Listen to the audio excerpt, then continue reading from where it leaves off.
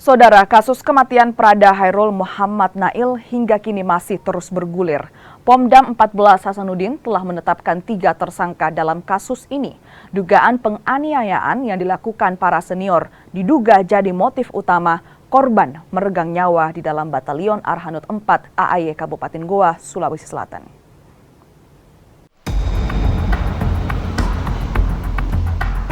Tangisan seketika pecah di Rumah Sakit Seyusuf, Kabupaten Goa, Sulawesi Selatan pada 11 Oktober 2025 lalu. Pria yang terbaring itu tak lagi bisa bergerak. Nafasnya telah terhenti. Masanya di dunia telah berakhir. Keluarga sedih, tapi takdir tak bisa diubah. Lelaki bernama Hairul Muhammad Nail itu telah berpulang pada Sang Pencipta. Kematian Hairul menyisakan kesedihan mendalam. Tak hanya meninggalkan duka, kematian prajurit TNI Angkatan Darat itu juga menyisakan kejanggalan. Keluarga tak terima, pasalnya banyak luka lebam pada tubuh personel berpangkat prajurit 2 itu.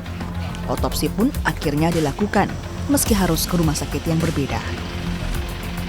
Sangat berharap sekali agar kiranya pihak polisi militer, penyidik khususnya yang menangani kasus ini, agar bisa memberikan secara konferensi pers tentang atau terhadap hasil otopsi adik kami.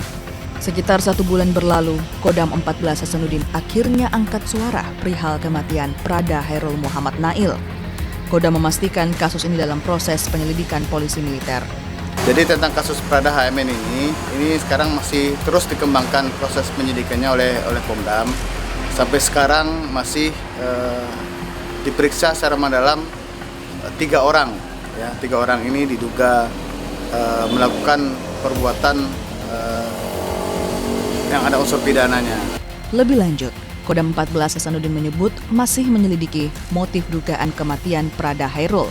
Meski demikian, ada kemungkinan kematian korban akibat dianiaya seniornya. Betul, sebetulnya sudah ada penekanan dari pimpinan, baik dari Kasat selaku yang tertinggi di Angkatan Darat, kemudian dari Pangdam, bahwa dalam pembinaan junior tidak boleh tindakan fisik yang berlebihan. Ini diduga 3 orang ini melakukan tindakan fisik yang berlebihan terhadap juniornya.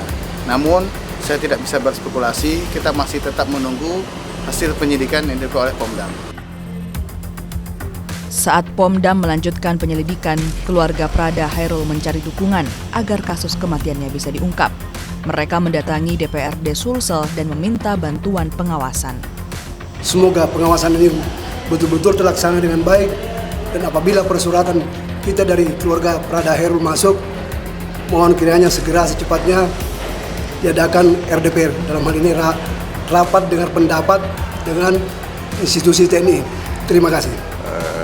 Saya berharap kepada pihak yang berwajib atau institusi, beliau dapat melakukan penelusuran secara adil, ya, secara adil agar keluarga beliau ini bisa memahami dan menerima setelah ada keputusan hukum.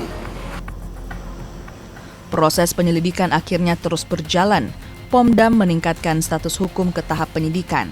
3 senior korban jadi tersangka masing-masing Prada AG, Prada WE, dan juga Prada FL.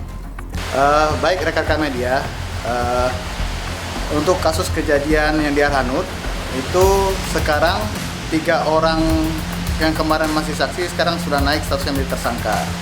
Sekarang masih didalami oleh Pomdam sambil melengkapi bukti-bukti. Untuk hasil otopsi memang sudah diserahkan oleh pihak Rumah Sakit Bayangkara ke Pomdam. Rekonstruksi kematian Prada Hairul pun digelar pada 18 November 2025. Ketiga pelaku dihadirkan. Orang tua Prada Hairul pun naik pitam hingga mencoba menghadang mobil tahanan. Dari kecurigaan bahwa jenazah memang ada kejanggalan. Iya. Ada luka-luka memang kita lihat. Banyak. Di mana saja? Di mana area lukanya? Di sini, semua di sini. Justru itu kemaluannya Hairul membesar. Itu saya tidak percaya bahwa itu cuma jatuh di kamar mandi. Ya banyak luka-luka lebam. Lebam juga. Iya. Terus dari hasil rekon sendiri tadi itu bagaimana? Kalau yang tadi itu banyak kurang. banyak kekurangannya yang tadi. Kurangnya di mana kalau gitu? Karena itu cuma pukulan dari sini. Yang saya lihat tadi itu yang anunya di kamar mandi. Kini kasus kematian Prada Hairul Muhammad Nail terus bergulir.